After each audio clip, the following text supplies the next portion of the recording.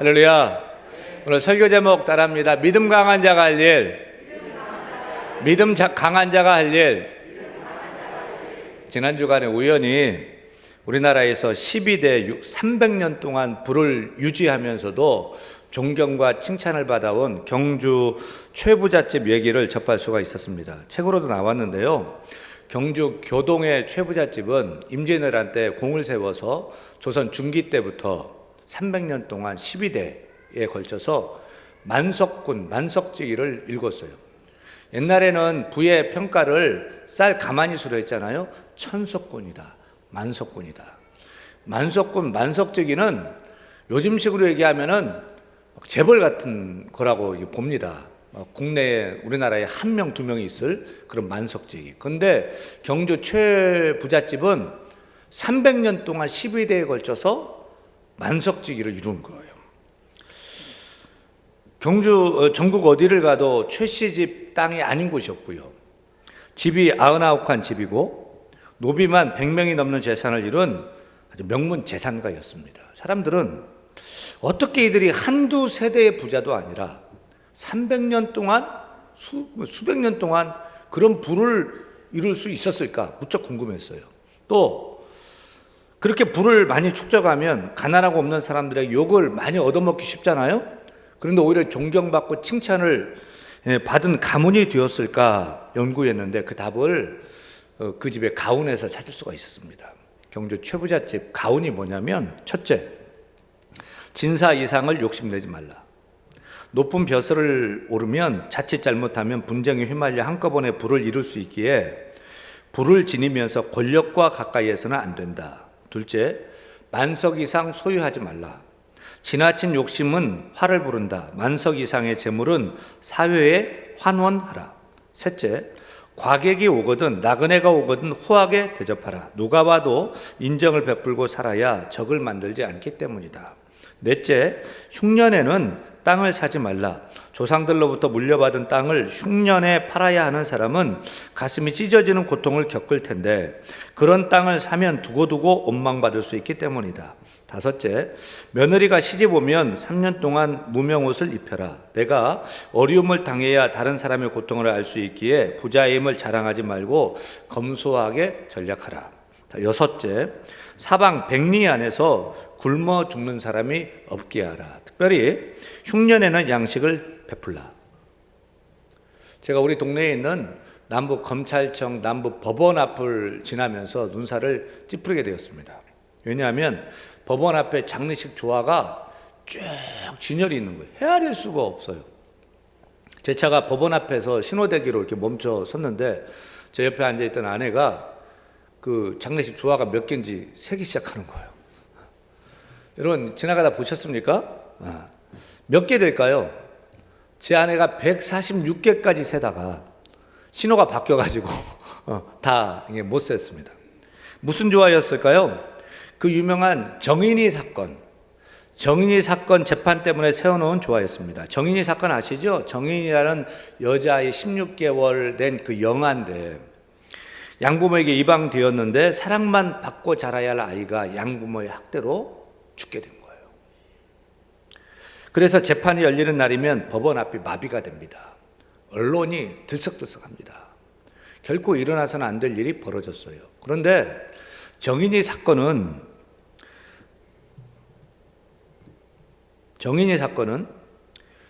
이 사회의 단면을 보여주는 그런 모습인 거예요. 가정에서, 학교에서, 회사에서, 사회 구석구석에서 힘 있는 권력자가 남들 보지 않는 곳에서 약자를 무시하고 학대하는 우리 사회의 단면을 보여주고 있는 그런 사건입니다. 제가 오늘 설교를 하면서 관계가 없는 것 같은 두 가지 얘기로 시작을 했습니다. 첫 번째 얘기는 경주 최씨 부잣집은 만석군 부자입니다. 근데 그러니까 만석군이니까 강자 중에서도 절대 강자예요. 그런데도 약자를 늘 배려하고 섬기고 존경받는 삶을 살았다. 둘째 얘기는 어린 입양아이를 학대해서 죽인 얘기인데 생후 16개월 된 어린아이는 한없이 약하고 약간 약자 아닙니까? 반면에 그 어린아이에게 있어서 엄마 아빠는 절대 권력자거든요. 절대 강자예요. 그런데 부모된 강자가 힘없이 약한 자녀에게 학대를 해서 죽인 것입니다. 여러분, 사회 가운데 이런 강자, 약자의 논리로 우리가 살아가고 있는 것입니다. 여러분은 강자입니까? 약자입니까? 여러분의 가정에서, 직장에서, 또 동료들과의 그 관계 속에서 여러분은 강자입니까? 약자입니까? 요즘은 갑을 관계로 얘기하는데 여러분은 갑입니까? 을입니까? 내가 강한 자라면 약한 자에게 어떻게 해야 될까요? 내가 갑이라면 없는 을에게 어떤 관계를 맺으며 살아야 될까요? 세상은 약육강식이 통념입니다. 강한 자가 약한 자를 잡아먹는 것이 정글 같은 세상살인데 예수 믿는 우리는 어떻게 살아야 될까요? 오늘 성경 보니까 교회 안에도 강한 자가 있고 약한 자가 있다고 말합니다. 그런데 믿음이 강한 자, 믿음이 약한 자가 있다는 것입니다. 로마서 15장 1절 말씀 같이 읽겠습니다. 믿음이 강한 우리는 마땅히 믿음이 약한 자의 약점을 담당하고 자기를 기쁘게 하지 아니할 것이니라. 맞습니다. 우리 교회도 믿음 강한 분이 있고 믿음 약한 분이 있어요. 여러분은 믿음이 강한 자입니까? 믿음이 약한 약자입니까? 디모데 후서 2장 1절 보니까 같이 읽습니다. 내 아들아 그리스도 예수 안에 있는 은혜 가운데 강하라. 영어 성경은 be strong, 강해지라는 거예요. 스트롱맨 되라는 거예요. 또 고린도전서 16장 13절 말씀 보니까 읽습니다. 깨어 믿음에 굳게 서서 남자답게 강건하라. 구약의 다윗도 아들 솔로몬에게 마지막 유언을 주는데 마지막 유언이 뭐였을까요? 열왕기상 2장 2절 같이 읽습니다. 내가 이제 세상 모든 사람이 가는 길로 가게 되었노니 너는 힘써 대장부가 되고 너는 힘써 대장부 강자가 되어야 된다 주문합니다.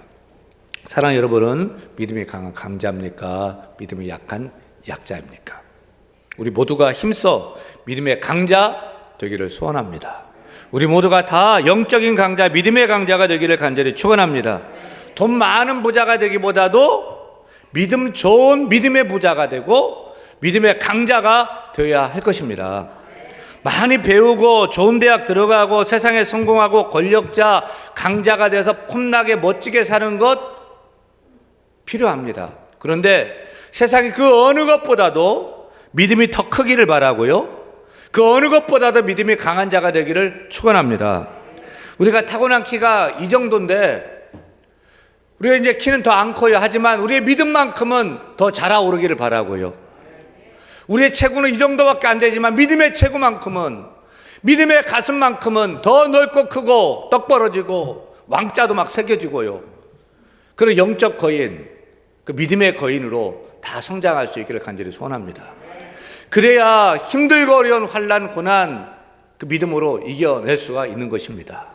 코로나 위협 다 두렵고 어렵다 하지만 나도 그런 모습이 있지만 믿음이 강하면 그런 것 하나님 신뢰하면서 힘있게 걸어가게 되지 않겠습니까?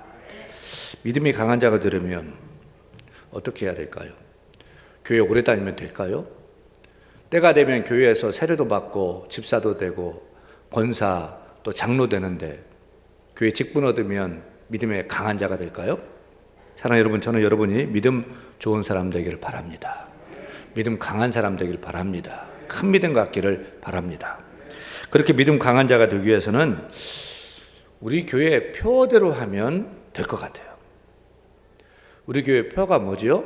한번 따라합니다. 사랑하고 섬기며, 사랑하고 섬기며 본질을 붙잡고 일어서자, 예배를 붙잡고 일어서자, 기도를 붙잡고 일어서자, 복음을 붙잡고 일어서자. 우리가 붙잡고 일어서야 할 것은 예배, 기도, 복음 전도인 줄로 믿습니다. 이 본질 사역이 하나님과의 수직적인 관계예요. 그래서 하나님과 관계가 바로 되었을 때 위로부터 힘도 얻고 능력도 얻고 새 힘도 얻어서 우리가 힘있게 살아가게 될 줄 믿습니다.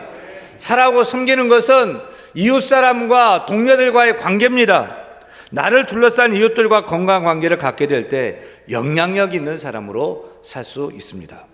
따라서 우리 모두가 살아가고 섬기와 본질 붙잡고 든든히 일어서기만 한다면 코로나 위협도 있지만 우리가 사랑하고 숨기며 본질 붙잡고 든든히 일어선다면 우리 모두가 정말 하나님이 기뻐하시고 성령 충만하고 사람들을 인정하고 칭찬하는 또 교회에서 쓰임받는 영적인 강자, 믿음 강한 자가 다 될 줄로 믿습니다.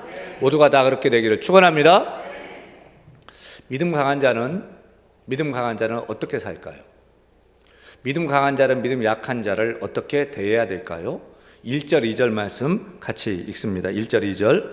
믿음이 강한 우리는 첫째, 마땅히 믿음이 약한 자의 약점을 담당하고, 둘째, 자기를 기쁘게 하지 아니할 것이라 우리 각 사람이 이웃을 기쁘게 하되, 셋째, 선을 이루고 덕을 세우도록 할지니라. 믿음 강한 자는 내 신앙만 지키면 안 되는 거예요. 믿음 강한 자는 책임이 있어요. 그 책임은 믿음이 연약한 자를 업신여기고 무시하는 것이 아니라 돌보고 세우는 책임이 있어요. 따라서 믿음 강한 자는 첫째 따라합니다. 믿음이 약한 자의 약점을 담당해야 합니다. 여러분, 약점이 있습니까? 없습니까?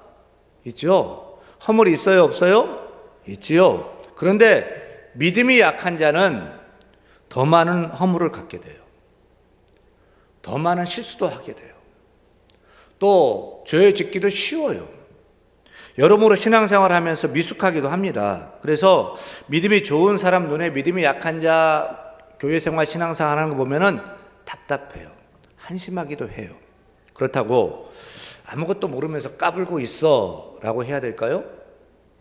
교회 온 지 얼마도 되지 않으면서 설치고 있어 라고 해야 될까요? 또 약점을 들추고 다른 사람에게 떠벌려야 될까요? 1살배기, 2살배기 아기가 똥을 쌌어요. 냄새가 엄청나요. 그러면 아기를 낳아서 길러보지 않은 사람들은 냄새 난다고 눈살을 다 찌푸려요. 하지만 엄마는 어때요? 눈살 찌푸려요? 싫다고 그래요? 이상하게 아기 엄마들은 자기 자식이 싼 그 똥은 그 냄새를 못 맡는 것 같아요. 더러운지 깨끗한지 분간도 못 하는 것 같아요. 심지어 아이고 우리 예쁜 애기, 아이고 똥도 예쁘게 싼다. 똥 예찬 눈을 펼치면서 그냥 엉덩이 깨끗이 닦고 그냥 얼굴 뽀뽀를 해주고 또 기저귀를 깨끗하게 갈아주는 거예요. 왜 그래요? 엄마니까. 사랑하니까. 강하고 큰 엄마에게 있어서 내가 낳은 연약한 자식의 더러움, 허물은 아무렇지도 않은 거예요. 다 이해가 되고 다 예쁘게 보이는 것입니다. 기억하세요. 사랑하는 여러분, 자꾸만 남의 잘못한 것만 보이죠? 허물만 보이죠? 죄를 발견했습니까? 어떻게 해야 되죠? 허물은 있어도 못 본 척하고 넘어가십시다. 덮어줍시다. 죄 용서해 줍시다. 잘한 것 있으면 참 잘했어요. 크게 말해주고 뛰어난 것 있으면 인정해주는 믿음의 강한 성도 다 되기를 간절히 축원합니다. 둘째로 믿음이 강한 우리는 따라합니다. 나보다 다른 사람을 기쁘게 하는 삶을 살아야 한다. 사람들은 다 나 중심이에요. 이기적이에요. 나 좋은 대로만 사는 거예요. 그리고 남이 잘 되는 것을 보면 괜히 질투가 나요. 셈이 나요. 또 방해도 해요. 제가 염소에 관한 얘기를 읽었는데 염소들은 여름에 더운데 서로 막 붙어서 지내고요. 겨울에는 추운데 떨어져서 산다는 거예요. 좀 이상하잖아요. 더우면은 떨어져야 되고 겨울에 추우니까 붙어 있어야 되는데 염소는 정반대래요. 왜 그럴까요? 왜긴요. 염소는 시기와 질투가 많아가지고 도무지 남의 잘 되는 꼴을 못 보는 거예요. 그래서 여름에는 나도 더운데 옆 친구가 시원하면 안 돼. 그러니까 막 붙는 거예요. 겨울에 난 추우니까 따뜻하면 좋겠는데 저 친구가 따뜻하면 안 되는 거예요. 그러니까 막 떨어지는 거예요. 그래서 내가 더워도 꼭 붙어 살고 겨울에 내가 춥더라도 절대로 남 좋은 게 싫어가지고 떨어져 산다는 거예요. 참 어리석은 염소 아닙니까? 그런데 우리 주위에도 이렇게 어리석고 멍청하고 속 좁은 염소가 있다 없다? 있다. 사랑하는 여러분, 예수 믿고 구원받는 우리는 어떻게 살아야 될까요? 믿음이 강한 자는 어떻게 살아야 될까요? 나보다 다른 사람의 기쁨과 유익을 먼저 추구하는 성숙한 신앙인이 되어야 할 줄로 믿습니다. 왜 그렇죠? 우리가 믿고 따르는 예수님, 우리를 구원하시고 이 자리에 불러주신 예수님이 그렇게 사셨기 때문이에요. 3절 말씀, 3절 같이 읽습니다. 그리스도께서도 자기를 기쁘게 하지 아니하셨나니, 예, 됐습니다. 여러분 묻습니다. 우리 예수님의 기쁨 위해서 사셨어요? 많은 기적 행했는데 그 기적 중에 예수님을 위해서 쓴 기적 있어요? 단 한 건도 없어요. 오병이의 기적 행했죠. 예수님 위해서요? 아니요. 배고픈 무리들의 허기짐을 달래기 위해서요. 수많은 병자 고치고 귀신 들린 자를 쫓아냈어요. 예수님 위해서요? 아니요. 예수님은 늘 병자를 고치고 귀신을 쫓아내면서 마지막에 늘 신신당부해요. 절대로 다른 사람에게 알리지 마세요. 예수님은 광야에서 40일 금식 기도를 합니다. 40일을 못 먹었어요.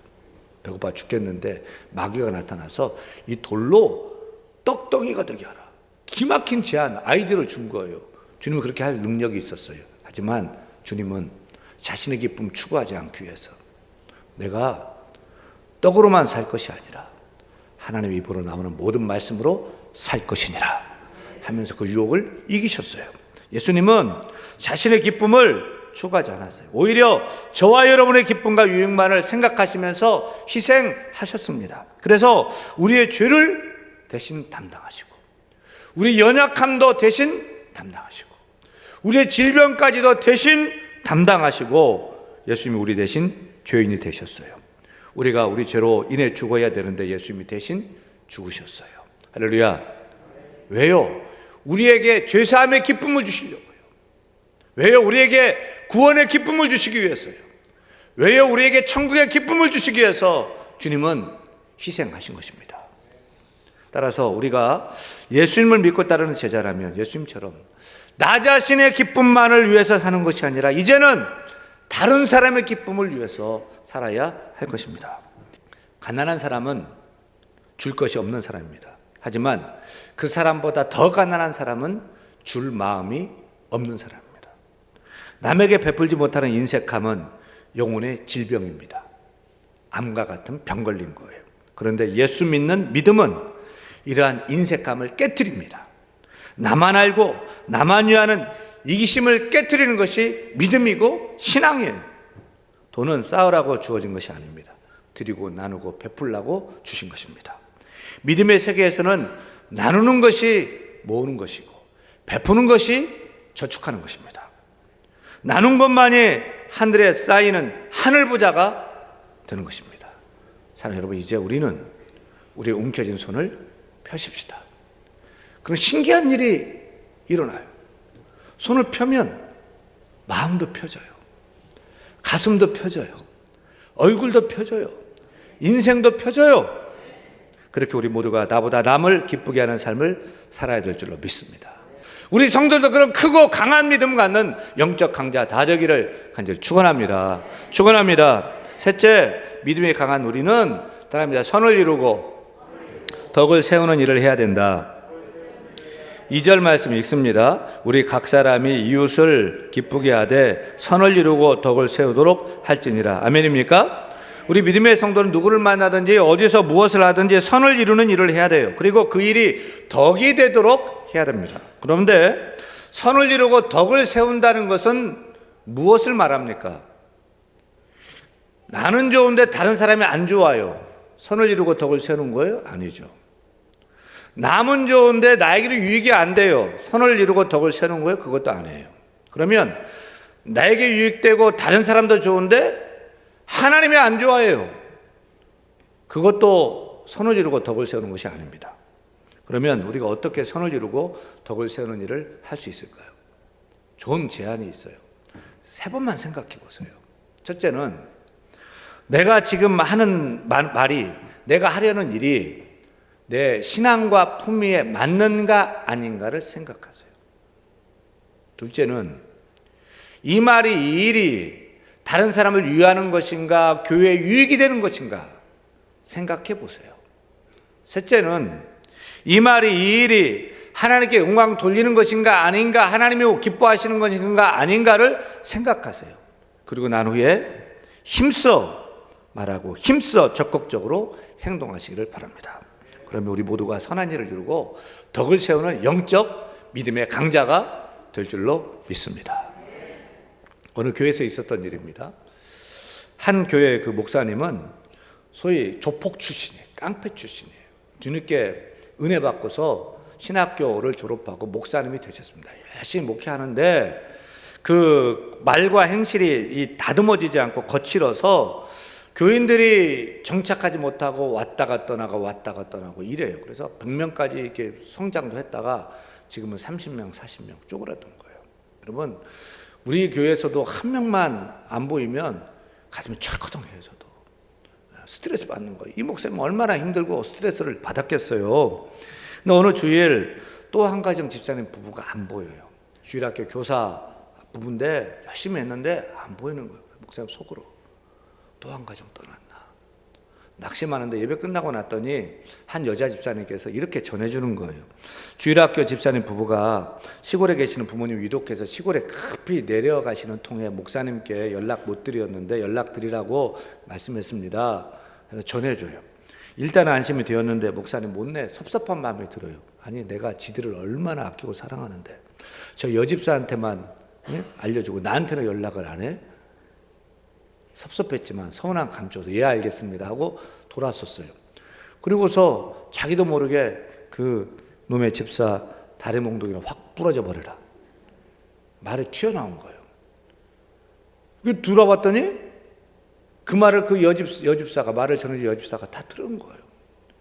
목사님은 변명도 못하고 집으로 돌아와서 후회로 밤을 지셉니다. 내가 한 말을 들은 그 여집사 시험 들 것 아닌가? 또 교회 한 주 안 나왔다고 부모님 아빠가 시골 갔는데 다리 몽둥이를 확 부러져 버려라 이런 소리를 들으면 그 사람 교회 떠날 것 아닌가? 막 염려가 돼 잠 못 자요. 그런데 그 다음날 저녁에 주일학교 집사님 부부가 케이크를 사가지고 목사님 댁을 찾아왔어요. 드디어 올 것이 왔구나. 떠난다고 인사하려고 왔구나 하면서 착잡한 얼굴로 마주 대했어요. 근데 그 남편 집사님이 이렇게 말을 해요. 목사님 죄송합니다. 설교 준비하시는데 방해가 될까봐 직접 연락 안 드리고 갔는데 저희가 그렇게 연락 안 드리고 갔다고 목사님이 무척 섭섭해 하셨다고 하니 정말 죄송합니다. 다시는 그런 일 없도록 노력하겠습니다. 뜻밖의 말을 해요. 목사님 깜짝 놀랐죠. 목사님은 괜찮습니다. 고맙습니다 하고 보냈어요. 그리고 나중에 알고 보니까 말을 전해준 그 여집사님이 다리 몽둥이는 쏙 빼고 목사님의 섭섭함만 전한 것입니다. 우리는 보통 없던 말도 보태고 부풀려서 말을 하는데 그 여집사님은 다리 몽둥이는 쏙 빼고 집사님 한 주간 안 보이니까 목사님이 의기소침하고 설교도 맥을 막 힘도 하나도 없으시더라고요. 절대로 빠지면 안 되겠어요. 막 집사님네 부부는 목사님 큰 힘이 되는 것 같아요. 이렇게 전해 주어서 좋아가지고 케이크 사들고 목사님에게 인사하러 온 것입니다. 여러분 이런 것이 선을 이루고 덕을 세우는 것이 아니겠습니까? 첫째, 나 자신의 신앙과 풍류에 맞게 말하고 행동하는가. 둘째, 이것이 다른 사람과 교회에 진정 유익이 되는가. 셋째, 하나님을 기뻐하시고 하나님이 원하시는 하나님의 영광 돌리는 일인가. 믿음이 강한 성도 여러분, 선을 이루고 덕을 세우시기를 바랍니다. 하나님 영광을 위해서, 다른 사람과 교회 유익을 위해서, 그리고 나 자신의 품위와 신앙을 지켜나가는 우리 모두가 다 되기를 간절히 축원합니다. 그런 사람이 믿음이 강한 자인 줄로 믿습니다. 믿음이 강한 자가 되세요. 구원하도 우리들 믿음 강한 자가 되시길 바랍니다. 믿음의 거인이 되어야 될 줄 믿습니다. 주님 닮아가야 될 줄 믿습니다. 첫째, 연약한 자의 약점을 담당해 주세요. 둘째, 나보다 다른 사람을 먼저 생각하고 기쁨을 추구하는 그런 사람이 되어주세요. 셋째, 선을 이루고 덕을 세우는 자 되기를 축원합니다. 그렇게 우리 모두가 다 믿음이 강한 성도가 될 수 있기를 우리 주 예수 이름으로 간절히 축원합니다. 축원합니다.